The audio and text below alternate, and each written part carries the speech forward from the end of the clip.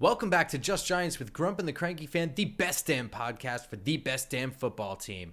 I'm your host, the Football Grump, and with me, as always, or just this week, the Cranky Fan. Where have you been?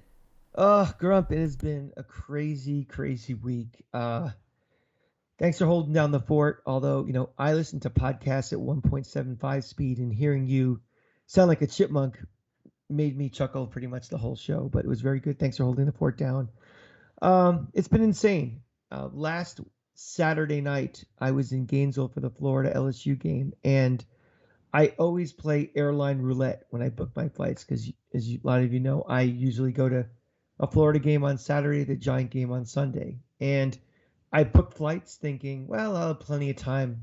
I'll fly out early out of Jacksonville. Well, Gator game was a night game, so by the time I got to Jacksonville, it was 2 a.m.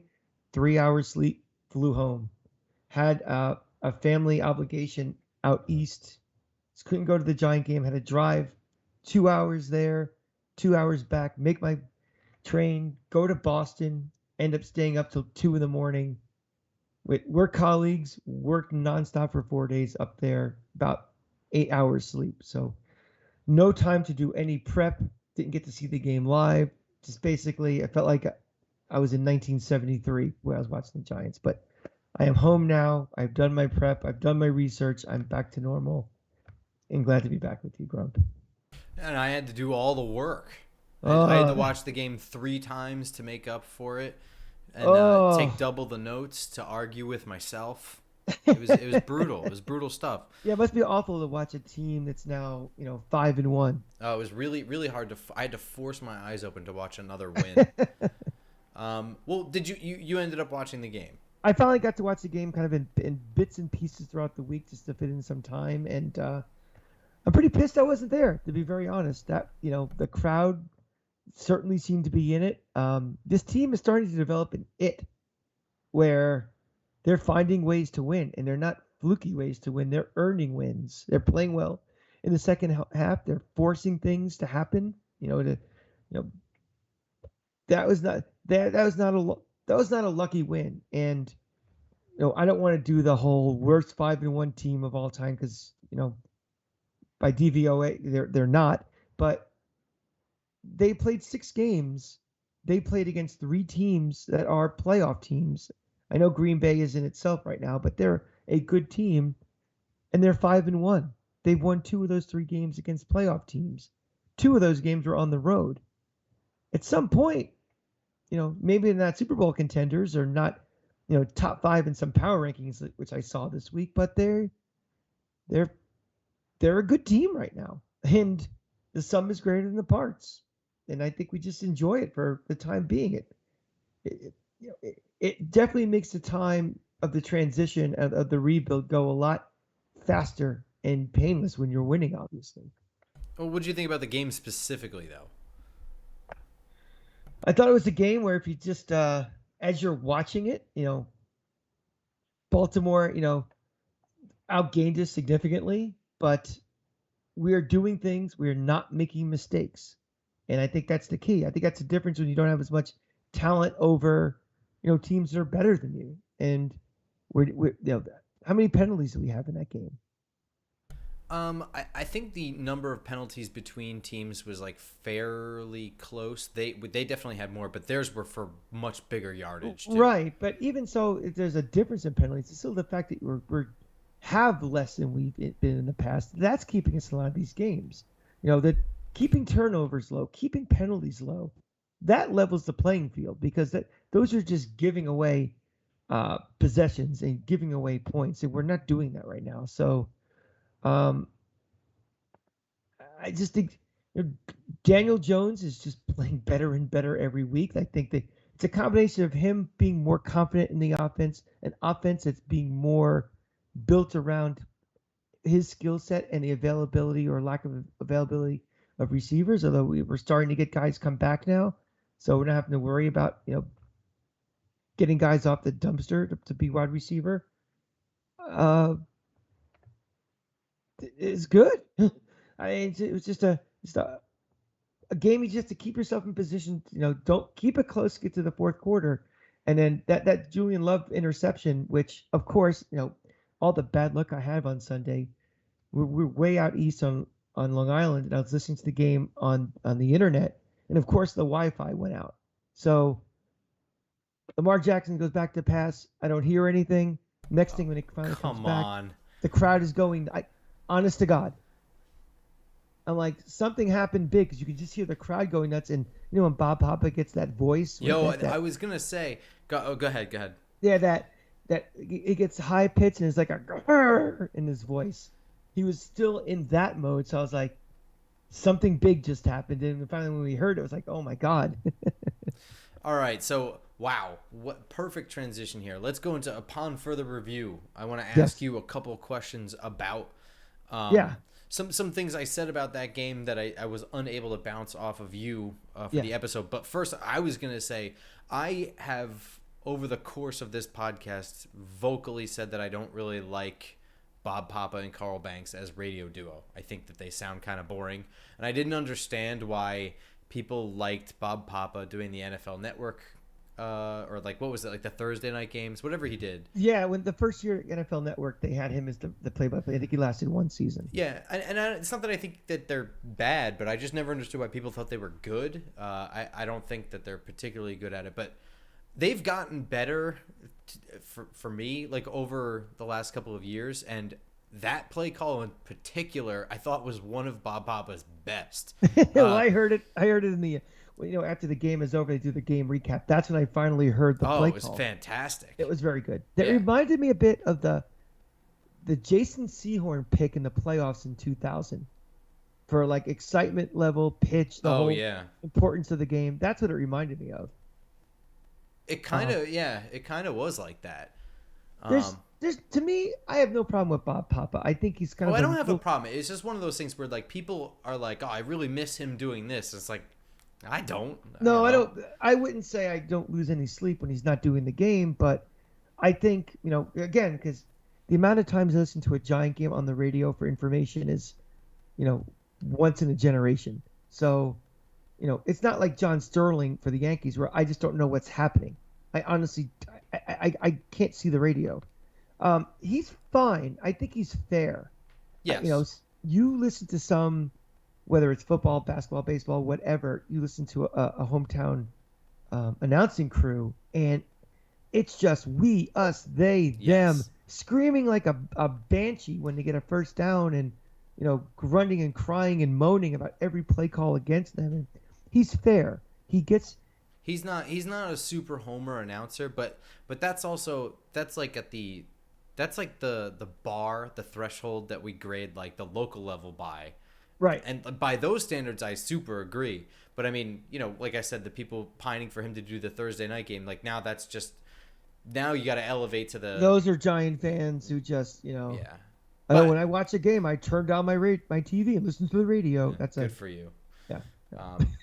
Anyway, I didn't want to make a big thing out of that, but I did want to put credit where it's due. I really enjoyed that call. I thought it was fantastic. Let's give him a star. There you go. Star for Bob Papa and Carl Banks. Great call, guys. I'm sure you guys care about my awards.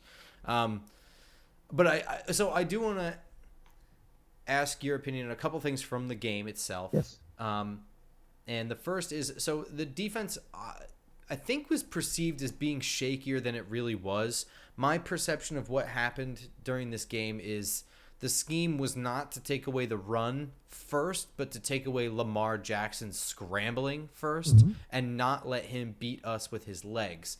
I don't think you can necessarily complain about the game plan if it seemed to work. But you could also say that they're one bad snap away from losing this game.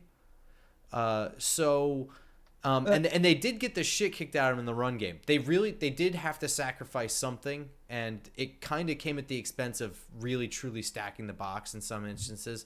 They did get moved in the run game, but they didn't help themselves. So I don't know. I was curious about your thoughts to the approach there. Like, I mean, you can't argue with it because it worked, right? It's interesting. We're 5-1, and those are things we're starting to nitpick a little bit about. But if Tennessee, but this is what you do when you have a good team. We just haven't been able to do it yet. Yeah, I mean, I guess the talent level hasn't changed from what we thought it was going to be at the beginning of the season. We're winning games and we're playing better than we expected, but you know, this this defense is still going to be overhauled at some point in a lot of positions. So to say that they didn't play everybody in the all-pro level every game at this point is, I think, is a little nitpicky. I think. Wait. That's not at all what I'm saying. I'm asking you what you thought of the scheme to stop Lamar Jackson with the legs first and give up a little bit in the run game because they almost got run over to the point of losing. Yeah, I agree with what they did because to me, letting them giving up tons of rushing yards is still matriculating down the field where Lamar Jackson has the potential where he could score at any moment. Take away the explosive play. Exactly. Yeah, and, I agree. I agree. That was my thought. Was like, okay, that's, and again, you watch a game differently when you're watching the replay as opposed to live and listening. I was losing live. My shit live. Yeah. yeah. But to me, it's just like I can live with that. Where I just don't want this guy getting loose for running for 130 yards and having 3 explosive runs, and our offense is not built yet to recover and get in a shootout for a game like that. So I think it was smart. Okay. Yeah, I agree. I hadn't considered. I guess I hadn't considered that as much as I probably should have when we were previewing this game. Was just how explosive he is, just getting loose or having an uncontrolled pass rush. But we probably should have. I want to get your take on the delay of game call or no call. Yeah, no call.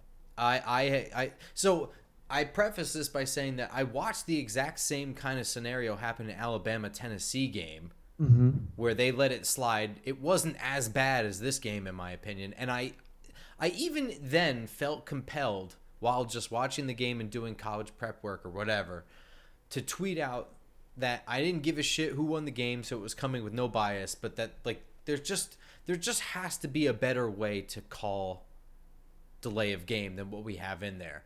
And then lo and behold, the next day it happens to the Giants on a scoring play. And it was way worse. It was a full second at least worse. I was losing my mind in the stands. I never really got it. I'm like working myself up remembering it because, my God, if they didn't get that fluky snap or whatever the hell, if they ended up losing this game, it would have been on that score. Well, going back to Bob Papa again, as he's doing the play-by-play call live, I think he said something like, "Clock's at 0." They didn't call it, like in the middle of his play call. So this is one of my biggest pet peeves in sports, and it's something I've been arguing with friends and Twitter people forever, no matter what sport it is. Rules are rules, and you need to enforce the rules as they are written.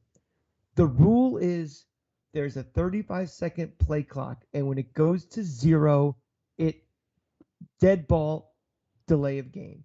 I don't just know when this ever, it goes to 0, I'm down, then I look up, then I give the benefit of the doubt for half. That's not the rule. We don't say, I hit a line drive in baseball and it was a 1/10 of an inch from the foul line, close enough. Or offsides in hockey, the skate was just barely over, so it's close enough. No. The rule is the rule, and is clock going to 0? I'm assuming that is not a reviewable situation, right? Which makes no sense because it is the reason it's not reviewable is because of exactly what you said. This ambiguous the way they're told to enforce it, which is look at the clock, see 0, then look down, make sure ball isn't snapped. So it really ends up being this weird. It's 35 seconds, but really it's 36 or 37 or however long it takes the ref to move his head. So that's why it's not reviewable, because they're told to enforce it like assholes. See, that's the thing always is rules can change if you have better ways to enforce it. If your enforcement, if you now have instant replay, if you now have, like in tennis, electronic determination of a ball is in or out, if that causes you to make a change in the rule because you can perfect the way you enforce the rule, I'm completely fine with that. So it doesn't interfere with the spirit of the game. Fine, change the rule. you can't change the way you enforce something because, well, I physically can't see this and this. Either get to use the technology that is available to call it or change the rule.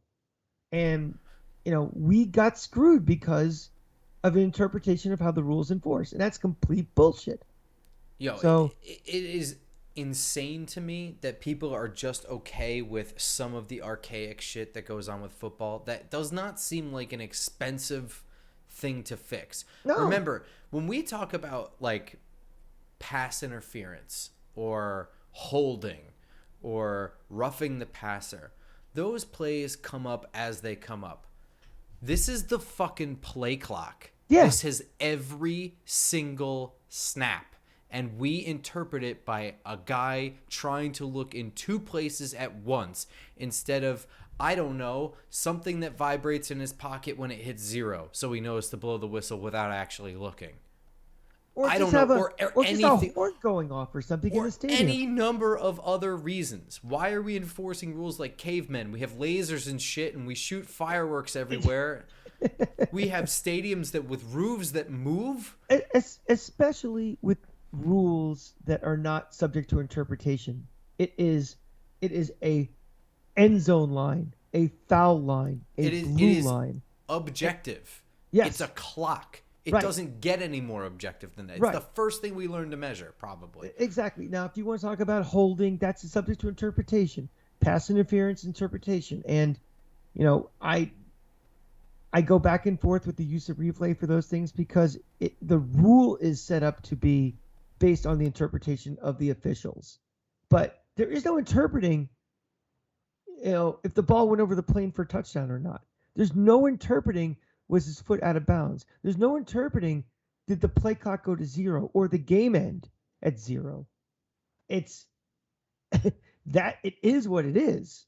And they got to do something about that because that could have cost the Giants a win. I don't know why people don't get more mad when this isn't called. Because I think this is, first of all, I think it's bullshit that they get any sort of leeway or benefit of the doubt or anything. The idea of that should incite people to rage anyway. But they just are so soft on it, and it's just bullshit. Well, half the time people don't get, half the population or half the viewing audience isn't going to get mad because the call went in their favor. So they're not going to be like, that was our touchdown, but they blew the call. Well, I mean, that's in the case of a touchdown. I mean, this particular thing of just like a delay of game that's not called or is softly called or something like that, it happens in every game, just on any given play.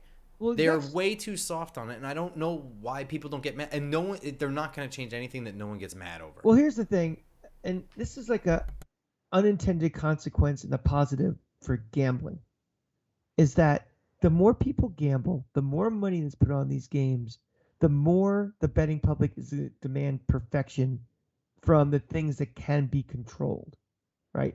They're going to demand that officials be better. They're going to demand that the strike zone is accurately enforced. They're going to demand, all these things because they have money on the line. It's not just being a fan.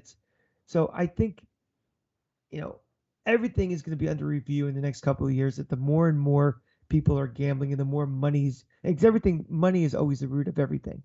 And the more money that's flowing in that's on the line, that's where the public will demand more of the correct things being done. So what you're saying is I'm justified in that in being that angry over that. 150%, because that is something that you and I always watch.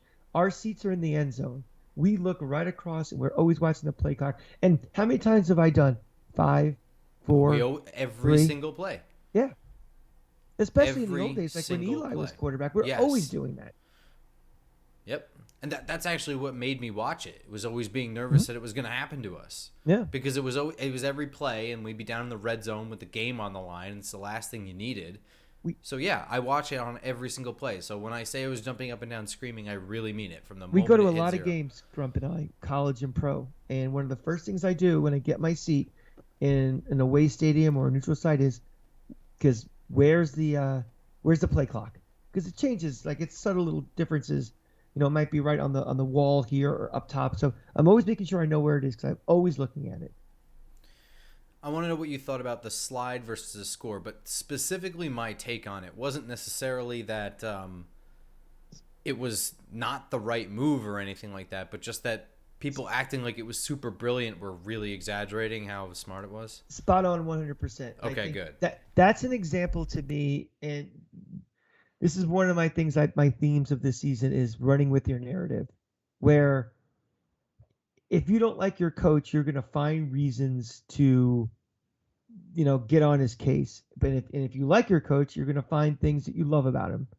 It didn't matter. Like you said, the odds of Baltimore coming back to win, either if we'd scored again and them getting the ball back, or the other way, were just, I think you said 99 versus 98%.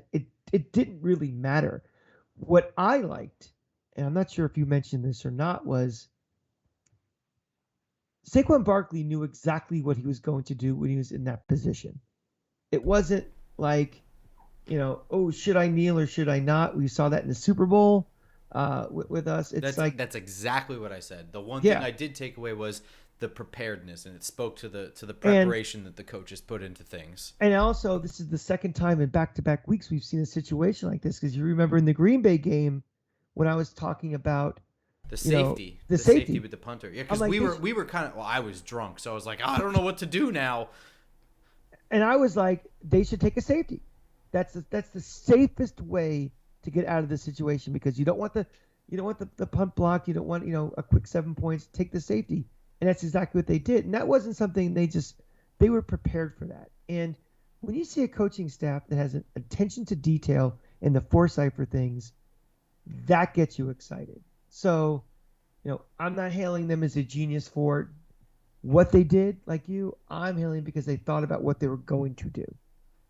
Spot on. Wow, that's awesome. So 3 for 3 / 4 for 4 on you agreeing with me last week. Something's wrong. Yeah.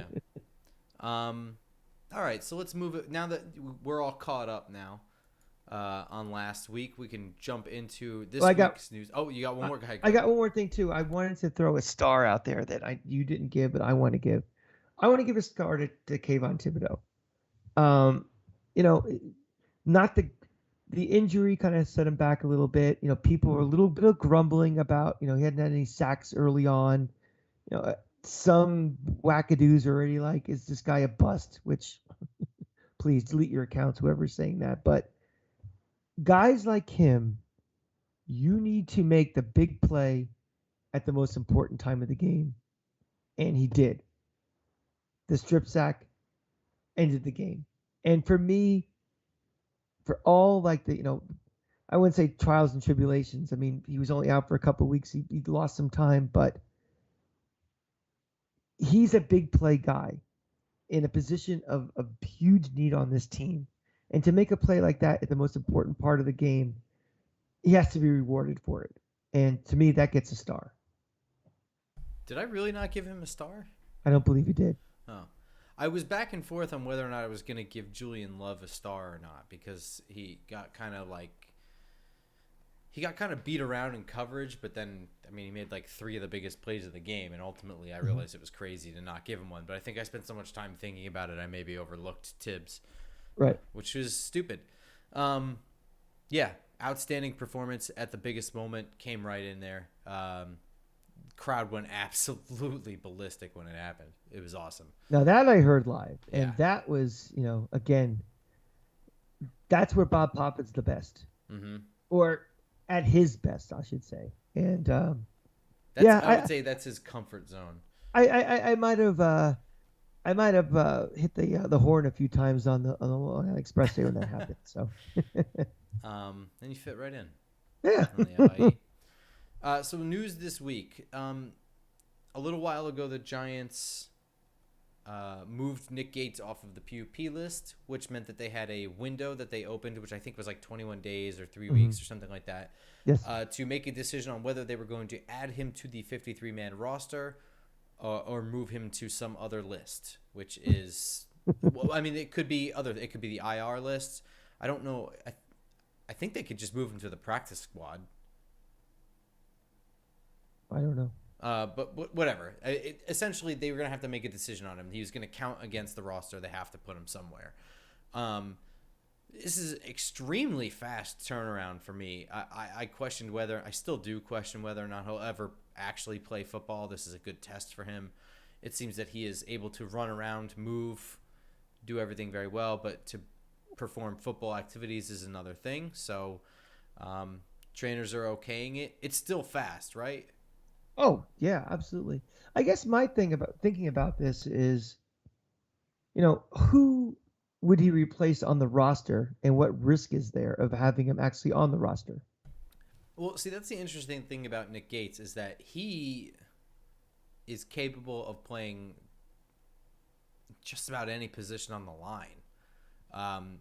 If he can play. If he can play, experience wise, he's capable of playing just about any position on the line. So as far as who he would replace, you could theoretically say anybody. My bigger thing is, who is he in this playbook? Like, how up to speed is he? Like, forget even physically, mentally, how ready is he to start playing? You know what I mean? Because if he is physically ready, people are going to be like, well, when is he getting in there? I don't know how mentally ready he is. Well, right? that's first of all, that's something where fans have to really temper their expectations, even if he's playing. Because to me, if he's coming back and he's playing, he's a depth guy. I don't see him jumping immediately into the starting rotation. I see him as somebody who's going to have to. It might take this entire season where he's only gaining, maybe at first a handful of snaps, maybe a series or something. But I can't see him coming in and starting. So with that expectations in mind, I'm okay with it. And also, would your opinion on him coming back or not change if we weren't 5-1? Like now he actually. My opinion is that it's really fast, and I question his availability. So I don't know. What do you mean change? In what way? I mean, there is a risk of saying, okay, we're going to put him on the active roster, but we may not get much out of him this year. Because if you don't put him on the active roster, you put him on one of those other lists, you're saying we're going to wait till next year. But they're going to, if they do put him on the active roster, that means there is a risk that, he's not going to play much or at all or whatever. So my question to you would be, if this team was, 2-4 or something, would you be more likely to take that risk? But now that we're 5-1 and the playoffs are actually something to start considering, do we want to risk that roster spot for someone that, may not give you a full roster spot worth of productivity? Well, they've been operating at like 52 guys for a couple weeks now. Yeah. So I don't know that it's much of a risk. That's true. That's fair. To be perfectly honest, they've been kind of operating with one arm behind their back. So and also to add a guy that doesn't produce in any capacity whatsoever. I mean, what's the word? That doesn't stop them from moving him to IR later. I mean, if they are rolling with him and they're just like, oh, he had a setback. I mean, they could even lie about that. So that's true. Yeah, that's true. So I don't know that there's much risk associated with it, other than if they just miscalculate his availability. And that's also, the real risk to me. The odds of bringing anybody onto this roster, we don't have any money to get anybody, like someone off the waiver wire or something. It's gonna be pretty low anyway. So he's not like he's holding a spot for somebody that we'd want to bring in here. I could see him, if he does come back and play in any capacity, him playing at guard. Mainly because I don't think he'll get up to speed on making. Mm-hmm. I think ultimately, if you were to on paper assemble the best offensive line out of this roster, you might wind up with John Feliciano on the bench. Mm-hmm. I think there's a real case to be made about Ben Bredesen getting better the last couple weeks. Shane Lemieux, if he's not hurt, being the best situation at left guard. Nick Gates at center and Mark Lewinsky at right guard. But I don't think there's a realistic chance of Nick Gates being physically available and mentally ready to take on all of the snap duties and like the offensive lineup kind of responsibilities that often are associated with the center. But I could see him coming in at left guard and being better than Ben Bredesen is right now. I was going to ask you about Shane Lemieux. I mean, what's his status? The last I heard, which I usually follow Dan Duggan for injury updates because he seems to be the beat writer who's the most vigilant in asking about these things, was that he got the sense that he's only a few weeks away. So I would say we have this week coming up against the Jaguars and then the Seahawks, right? And then we have a bye Right. week. Yes. So I would say probably the next game after that I think is like the Lions or something like that. I would look to see him coming back to practice after the bye week. Does Shane Lemieux's status and a potential availability to you impact the decisions made on Nick Gates, or are they two independent things? No, they're two independent things. Just because I think Nick Gates playing guard is the fastest possible course to him getting on the field doesn't mean that it's the best possible outcome, and that they should, especially with this roster, have two answers for every problem if they can. Gotcha. Okay. Does that make sense? Yeah, totally. Yeah. I'm big stoked for him personally. I think this is a huge thing for any player to come back. I think he's a good dude, an easy to like guy, and I hope the best for him. I hope he doesn't have any setbacks, anything like that. I hope everything goes well for him. That's all. The Giants have a recent history of guys who come back after major injuries. Whether it's Victor Cruz or Sterling Shepard. It's just great to see these guys back. I just or hope even Blake Martinez. Sure. Yeah. Or Saquon Barkley. So you love to see it. To me, he's almost out of sight, out of mind, and getting him back is, even if it's in a depth capacity, helps this ball club. And again, our priorities are shifting a little bit. Now the playoffs, like I said, are a potential. It's something to start considering, not planning on it, but like maybe some decisions for this year might be different because of the big start. And playing at Jacksonville and playing at Seattle might make it a little more clearer what the direction of this team is for 2022. As we kind of segue into the Jacksonville game. So going into the Jacksonville game, I guess the first thing is, are we going to talk Evan Ingram at all? Who? Yeah, okay. That's pretty much how I feel. Are we going to talk Doug Peterson at all? Yeah, I would like to a little bit. Go for it. I think there's a lot of people, who are on this roster who will never forget what Doug Peterson did 2 years ago. This team had a chance to make the playoffs 2 years ago, and Doug Peterson, in a pussy move, tanked his own team in a game, and it cost the Giants a playoff spot. Which, it was so important to see what his third string quarterback was like when all of a sudden now Jalen Hurts is the toast of the league and they're 7-0 or whatever they are. So do you think it would have been? What do you think the backlash would have been if, instead of him defending with that cockamamie bullshit of just checking out his guys or whatever, if he just flat out was just like, look, this game meant nothing for my team. I did what was best for it, though. The best thing I could do was lose to improve our draft slot. He would have got fined, but got more respect, I think. You think so? Yeah, he definitely would have got fined. Do you think we would have like weeks of conversations on SportsCenter? Oh God! About whether or not that was the truth, or if that's good strategy, and have Stephen A. and whatever. Oh, of course, absolutely. Okay, but so he missed out on okay, it doesn't matter. Yeah. What do you think of him as a coach, though? What's that? What do you think of him as a coach, though? I thought he was a buffoon before they won the Super Bowl, and I'm still not sure that he's a great coach or not. That's kind of how I feel. Yeah. I mean, I remember the year before the Super Bowl, I drove down to Florida, like Christmas, like the day after Christmas or whatever. It was right before the last week of the season, whenever it was. And as I was driving through Philly, listening to WIP and listening to the fans crucify the guy, in classic Philly style. And then he wins the Super Bowl. It's like, okay. But we know there are examples. There are exceptions to the rule of good coaches win Super Bowls. I mean, Barry Switzer won a Super Bowl. So that's a team that got hot at the right time, with a backup quarterback, basically, and won a Super Bowl. Do I think he's a great coach? I don't think so. I mean, is he better than Urban Meyer? Well, I think Urban Meyer is a good coach. I just think there's something mentally wrong with the guy. I think you're right.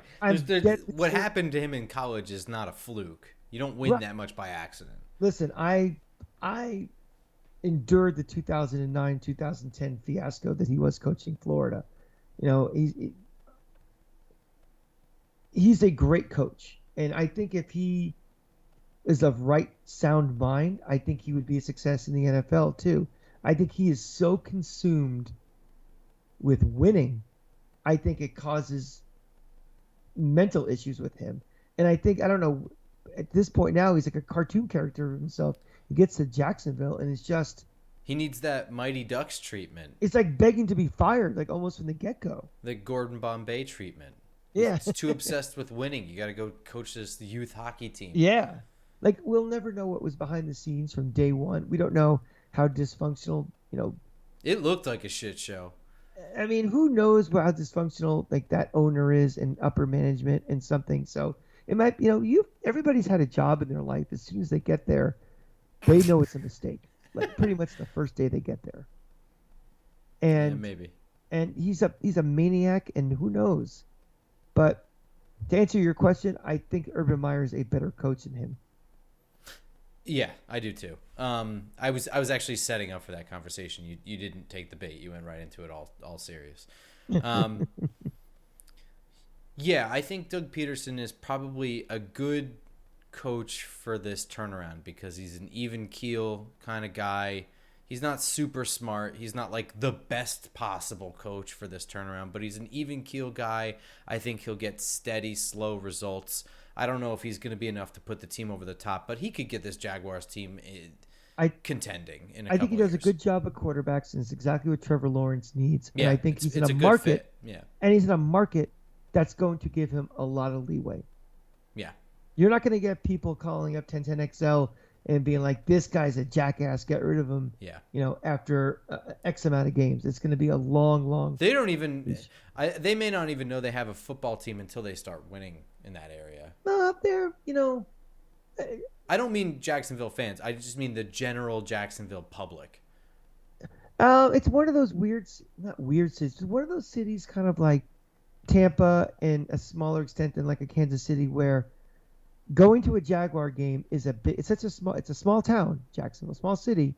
It becomes a social thing to do. Like, are you going to the Jaguar game Sunday? You talk about that at work. So the general public is definitely, it's in their peripheral vision. There may not be as many hardcore football fans as some other markets. Okay. All right. So when I look at this game, or when I look at this team even, I think that they kind of assembled themselves on the fly, which was like just quickly, let me get something that looks like a football team on the field. And what's weird is I feel like they had money to make real moves instead. Mm-hmm. Like, I think they could have, I don't know. It felt like they just kind of threw shit together on like 1-year deals to just kind of like put a team together that was going to compete or some shit. And that just seems silly to me.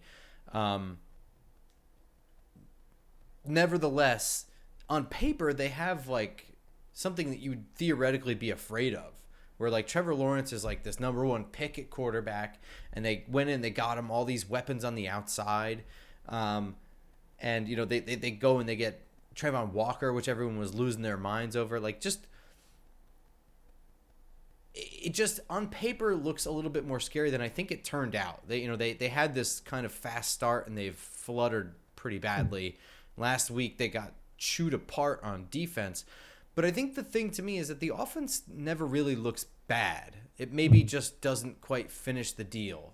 It kind of maybe looks like one that is it's like a kid learning to walk, and it just is constantly falling over. It's kind of like my golf game a little bit, where I might have then this is a win. Yeah. Oh, please. I mean, like, I'll have a nice tee shot. I might even have a nice second shot. But like that pitch, I'll hit it at a 90-degree angle, and all of a sudden my score becomes double par. It's not that I'm a horrible golfer. It's just that one shot's going to ruin the hole. Right. And football is like that, though. I mean, like, sure. a negative running play on first down puts you in 2nd and 15. If you're not a really good team, that's a pretty tough hole to dig out of. Mm-hmm. You know what I mean? Even if you're an okay team, it's not easy to get 15 yards and 2 shots. Yeah. So Yeah, I agree, but still, this offense to me never really looks bad, and it does kind of worry me a little bit. So I alluded a little bit to in the Ravens game. I don't think the run defense is as bad as maybe it looked in that scenario because of the specific game plan to ensure there was no outside escape for Lamar Jackson, and that kind of opened us up to one-on-one matchups on the inside in the run game that we kind of got blasted out of. But our run defense hasn't been like brick solid since that first week, right? I think I heard on one of the other pods that we're like 27th in the league in rushing. Well, yeah, rushing but again, that's going to be based on stats specifically, and Yeah. they game planned themselves into that situation last week. So I don't believe that they're that bad. And also, you have a week without Leonard Williams, 2 weeks without Leonard Williams as well. Yeah, we had this conversation, I think, after the Chicago game. It was like, well, there's the one outlier, and that's why the stats. But we're now into week 7. So, I mean, sometimes the stats aren't tell you what you really are. And I get it. Well, I get but your the point, Chicago for sure. game was without Leonard Williams. Right. But I mean, but I'm saying there's other games as well that are kind of strengthening that, believing in the number. I get you. Yeah. I just It doesn't feel like a sieve. Let's put it that way. Well, I mean, regardless of whether or not it's better than it looks, or it's exactly 26th in the league, or it's bad, I think we agree that it's not brick solid. no. Okay, No. so I'm pretty worried about that. Mm-hmm. Regardless of anything else, I think the biggest thing that I think can wreck this game is not being able to stop the run. ETN and Robinson are, for the record, I mean, they're not rushing better than Saquon Barkley, but this running game is their offense, and it's a really good 1-2 punch with ETN and Robinson, and that's leaving out Trevor Lawrence on his own. ETN's kind of the flash guy. He's got a lot of speed, and he gets to that top gear pretty quickly, whereas Robinson's kind of like your Brandon Jacobs run-you-over bruiser type. Mm-hmm. And it's a good combination because we are a team that is building a roster, and what both our offense and defense do to get results is a lot of substitutions. Mm-hmm. And we substitute to gain advantages. So it makes it hard to substitute when you have a 1-2 punch like that. I mean, the defenders you bring in to stop the flash runner are not the same defenders that you want in there to stop the bruiser runner. You kind of need really good players that are really good at stopping both, and they're hard to come by. So I'm worried about that. Do you have any other worries about their offense? I'm kind of, I can worry them getting chunks of yards, but again, it comes down to scoring. And if they are going to score their points by grinding out long drives, and I think that helps us. Our offense is not equipped to play shootouts and win shootouts. And when your opponent is not as well geared that way, I think that gives us the best chance to win. So, yeah, we may give up a bunch of yards. We may have trouble getting off the field. But I think playing a team like this, forget the talent level, just the style, I feel more comfortable playing in a game like this in a team that's going to, air it out and has big strike capability, receivers that can, torch a secondary or something. So, well, that to me, that's the best way to win this.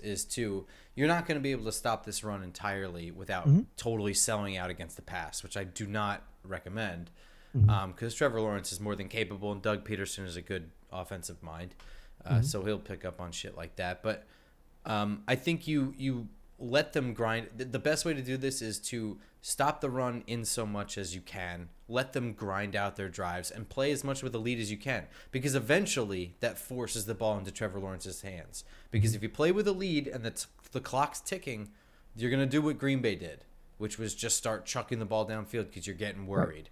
And with this defense, the best case scenario for me, I don't care if it's Trevor Lawrence or Joe Montana. If the quarterback is inexperienced, oh boy, that's what here I they want. Come. That's what I want. I want to be rushing an inexperienced quarterback. And also, he's been a bit of a turnover machine lately too. Yeah, 4 picks, 5 picks, something like that.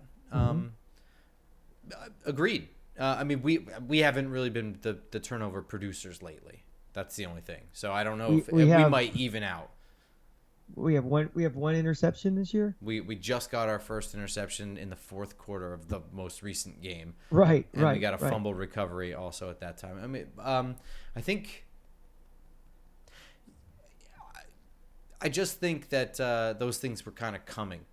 You know, Mhm. it's a new defense, so the bang bang isn't quite there. If the one And we put, defender's there to break up a play, the other defender isn't right behind him to catch the pass, kind of thing. and for the most part, we played a lot of quarterbacks that are either really good or we played against offenses that are made to protect the other quarterback from making mistakes.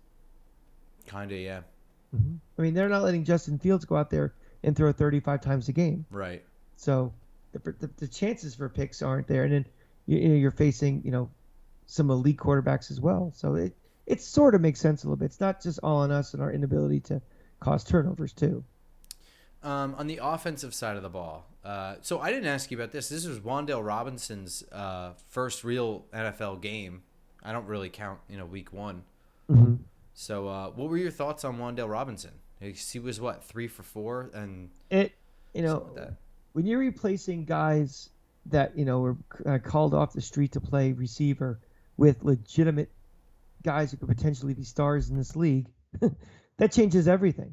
I think it changes how you call plays. I think it gives more confidence to guys like Daniel Jones. So I think he looked good coming out for his first game. I thought he looked fantastic.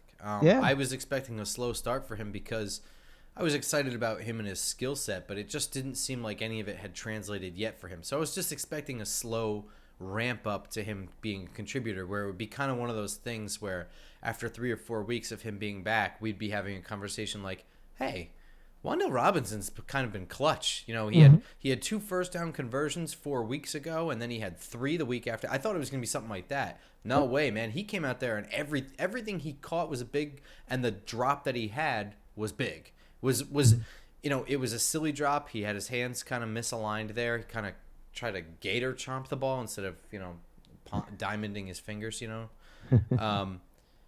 But Yes, I think what's up? football players have to play. If you have ability, I don't believe in, well, we don't have a spot in the offense for you. It's like you figure out things to get these guys on the field, and you Well, I get mean, the ball to especially them. guys that you draft. I mean, Exactly. you Well, don't take a guy with the second pick in the second round that is not. You don't have well, a yeah, but I role mean, already no, carved out but for I him. was talking more about the fact that he hadn't played, and it's just like, we're gonna get him out in the field slowly and acclimate him. It's Well, like, they did though. They yeah, did get him out there slowly. you're right, but I mean, like guys like him, you've got to get the ball to him, and how to say this? It's like he's instantly the most talented receiver we have playing right now. Yes. And, you know, would you like to bring him on maybe even slower? Possibly. But when you really have nothing around you. Well, I didn't think they were. Well, coming back Again, from injury, I knew they would bring him back slowly, but I thought his acclimation to the NFL game and the impact he would have on the game would be a little bit slow, just because it just seemed to be that way. And then you look back at his college career, and he changed colleges, and he was sort of a gadget player, and then he was sort of like the offense was built almost around him into Kentucky. But remember he was in the SEC, and he played Only Georgia for a year. Yeah, but still, it's getting your feet wet. It's almost like Of trial course. by fire. I agree, but I mean, there was reason to believe that he might have a slow start. He was not a 4-year SEC player that you had a lot of production to compare against. And I also think at the time of the draft, you would think in the best case scenario he'd be flanked by Kenny Galladay. Of He'd course, be and flanked by Kadarius Toney. Yeah. So, this is the situation we're in. But when in April is different than October, but we thought we could ease him in a little more because there'd be more support around him. All right. So on the offensive side of the ball, when I look at this, their corners struggled last week, and I know Matt Ryan picked them apart. They play lots of man, and that kind of helps us out because it's helpful for DJ to scramble. Same thing I was saying with Lamar Jackson. You get cornerbacks with their back to the quarterback. It's helpful for them to scramble. It can be exploited with a lot of crossers and rub routes, screens, and shifty receivers. It's a lot of shit that we like to do and that we have the personnel to do. But to me, I think this game comes to up the middle, it feels like their defense is soft. Right now, it looks like they have talent on the edges with Walker and Josh Allen. And in the middle, I'm just not that scared, and it doesn't look like they have anything I should be worried about. So I'm going to be looking for a pocket for Jones to step up into and out of if necessary. You know, the forward and off to the left or right is more comfortable to his right. But I'm thinking lanes for running backs. I think Breida and Barkley are going to have some pretty big games here. And I think also, as the game goes on, the soft middle and the aggressive edge rushers trying to make an impact when they're being schemed out are going to be biting on zone read plays. So I think that's going to be open for Daniel Jones or the Wildcat play with Barkley and Breida as they get creative back there. I feel okay with us on offense. I do too. I feel the point you made about the zone reads, I think this is going to be one of those games where Daniel Jones is going to run for a lot of yards, honestly. I think that I see a guy. I see more and more confidence from him. I see again this offense being more tweaked to what he does best, and again with a rush from the outside, I think that plays into his hands more. I look at something like we throw the ball maybe 20 times max in this game. I think we try to control the clock. I think a lot is on the decision-maker, Daniel Jones, and I think he's as confident and as comfortable he has been in his career. And I think he's going to have a lot of yards. I'm going to make a bold prediction. He has over 100 yards rushing. Whoa. Daniel Jones? Yeah. All right. I'd love to see that. Yeah. I feel like this is one of the, like he's going to have like one run of like 35 to 40 yards where it's not just, making a move on a guy. It's just like he's going to drop back or something, and all of a sudden there's just going to be a massive lane. He just takes it. Maybe he's looking downfield and he's just like, oh shit, and just takes off and gets like 35 or 40 yards. And he ends up with something like 100 yards rushing. Just a gut feeling. So keep going. Just finish with your full prediction. For the game? Yep. I've been thinking about this game a lot, and are the Giants for real thing that people have been, it's the big catchphrase. To me, it's not if you pick off a team that, like a Green Bay or a Baltimore. It's, can you actually go beat a team that you should beat? Now, I don't care about point spreads. I don't care what the media thinks. The Giants, right now at 5-1, where they are playing, should beat this Jacksonville team. Home, road, on Mars, it doesn't matter to me. They should beat them. And are the Giants for real? Well, it's still to be determined. Are they a good football team right now? I think so. And to prove that, this is a game they have to win.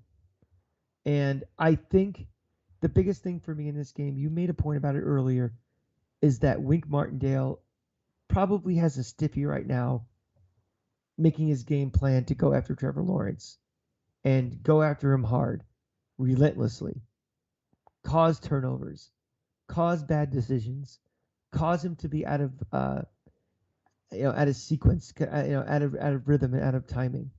I think it happens all game. I don't think they're going to throw the ball for a lot of yards at all in this game. I see, very pedestrian to mediocre numbers from Trevor Lawrence. That doesn't take away anything from him. What I think he'll be. When he came out of college, I thought he's going to be the next best thing, great thing coming. I still think that. This team still has a long way to go, Jacksonville. But I think they're going to make life a living hell for him. And as we said earlier, yeah, they'll get their yards rushing the ball, but that's kind of by design. This defense stiffens up when you get closer to the goal line. So from 20 to 20, they may get some yards running, but I don't think Jacksonville's going to score a lot of points because of that. I don't think they have the capability for a quick strike offense.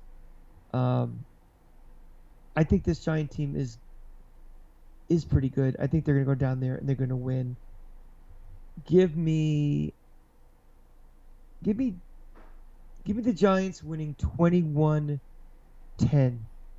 Daniel Jones having a big game on the ground, hitting a couple of key passes, low turnovers if any, and we win. All right. That was a very complete, good answer. I like that. I agree to a lot of that stuff. I agree with a lot of that stuff. Do you get the feeling that this is a potential trap game by any chance? Because they've just kind of been on a roll? Well, a trap game, to me, by definition, is I got a big one coming up next week. Yeah, okay. So not a trap game, but I guess just a letdown game? Yeah. That's why I kind of like the fact it's on the road. Okay. I think if they were home again this week and they were getting, they were getting lathered up all week by the press and the fans, and they're coming back home and they're into a bit of a routine, I would be a little more worried. But, I could see they're that. back on the road this week. And they were home. They go to London. They're back home. They're on the road again. That, to me, keeps them on their toes a little bit mentally. And they're not falling into any sort of, like I said, routine. So, to me, I like the fact this game's on the road. Okay. I think that this game had the potential to be a letdown game. I was a little bit worried about it. But the more I've looked at this, I don't know, man. I think the Giants are getting better at the right time. I think they're figuring shit out right now, and they're getting healthy right now. Yeah. The guys that are getting banged up are getting healthy, and, like guys like Wan'Dale Robinson got healthy a couple weeks ago. They've got some practice in, had his first game last week, going to have his second game this week, potentially bigger impact. I just think that everything is getting better. We didn't really talk about injuries, but, Azeez Ojulari, chance he's coming back this week, things like that. I just think the Giants are just trending up at this moment, and the Jaguars seem like they're in a bit of a free fall, and I haven't seen anything yet that shows that I think they're going to get out of it, but why this week? I don't think so. So the way I look at this, I agree with you. I think they're going to get some yards on the ground, but we're going to come up with a big play, big stops. I think they're going to be stuck kicking a lot of field goals and taking a lot of their time off the clock. On the flip side, I think we're going to be able to move the ball in chunks on the ground. And I think that that's going to just get exacerbated as the game goes on. I see us scoring points in this game. And I think the Giants roll to a victory. I think they start stretching their lead after halftime. So it'll be kind of close going through it, but you'll see the stats favoring the Giants, and then second half they'll blow it open 27-16. I see the Jaguars kicking lots of field goals in this game. I think the way this game's going to go defensively, it's whatever Wink Martindale wants to focus in on, we will stop. I agree. So, okay, from 20-20, they're going to run the ball a little bit, fine. But when they get in the red zone, we're not worrying so much about the pass. We're pinning our ears back and trying to go after Trevor Lawrence, and we need to stop them. We will stop them. It's not a very good team, this Jacksonville team. You threw a bold prediction in there that DJ was going to run for 100 yards or over 100 yards. I did. I'm going to give you my bold prediction. So I gave you the score 27-16. That's 16 points is one touchdown for Jacksonville and a bunch of field goals. Evan Ingram is the guy who scores the touchdown. And here's why. Because he only ever did shit right in games that we were getting the shit kicked out of us anyway. So like a backdoor touchdown at the end? Yeah. So I don't know how Giants fans are going to feel about that if he scores a touchdown right early in the game, but we end up beating the shit out of the team. I guess they'll be fine. I just don't care. I don't really give a shit, to be honest. Evan Ingram feels like he's, I feel more bad. It was more like a letdown that he wasn't good than it is that I'm mad at him. No, I'm not mad at him. It's just it's over. He moved on. And it's just I don't have any opinion of him anymore. He's just gone. I didn't hate him when he was with us. I was disappointed he didn't pan out, but I don't have any ill feeling for him. And now he's just another guy. It's not like the return of like Odell Beckham, where I'm like, fuck that guy. It's just gone, and it's just another player. Let's whip it around the division. Does Green Bay lose again this time to Washington at home? Can't be, right? It can't be. You're going Green Bay? Yeah, I mean, I don't know what's going on with this Jets team, but they're a better team than Washington. We've been blasting Washington every week on this show, and I just think they're terrible. So Green Bay is a good team. Green Bay is a playoff team. They'll be fine. Is this their get right game? This is their. I mean, believe me, if you ever need a slump buster, Washington is that 400-pound fatso. It's at the bar 2 a.m. I don't want to go off on a whole thing. Do you think anything comes off of Snyder? All this talk about Snyder in the owners' meetings. Do you know what I'm talking about? Yeah, I mean, Okay. do you mean like on the for this game or on the field or No. Do you think anything like the owners' meeting? They're talking about potentially having to force him out of Washington. Do you think that actually happens? No. Okay. Because I think if they really wanted Daniel Snyder out, he'd have been out a while ago. Okay. Do you think there's a reason why not? There's just too many dissenting people, or I don't know. I don't know if it's just a money thing or what, but blackmail? yeah, it's just usually when you want someone to go, they find a way to get rid of you, and if they want you to stay, they just stay. And there's been so many things with this team and this guy for so many years, he's still there. Yeah, I think I agree with you. I think I don't know what it would take. I mean, he's sort of like he's like almost like a Donald Trump in the way where but he's like just cartoon villain. He's Yeah. like a, I don't know, like a Dick Tracy mob boss or something like that. Yeah, but he's Teflon though. He's still there. Yeah. Dallas is traveling. No, Dallas is home against Detroit. Is this another easy one? Dak Prescott should be back this week, I believe. Yeah. Do you think that's stupid? Do you think they should just roll with Cooper Rush one more week and against an easy team? I don't think there's any easy games in the NFL anymore. Good I really answer. don't. Good answer. That was the answer I was looking for. Yeah, I this league is so wonky that I really firmly believe that anybody can beat anybody any week. It's also the fucking quarterback position. Don't fuck If- around. If Dak Prescott is cleared to play and he's healthy and he can make all the throws and do everything with his legs. The and better player.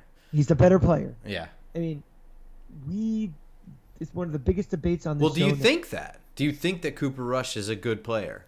Or do you think that he's in a good system? Or both? I think he's in a good system, and I think he's got a little Scott Mitchell-itis in him where he's just playing well for a little bit. But do I think he's good enough to overtake a guy that, is an established is the star? guy? In this league? Yeah.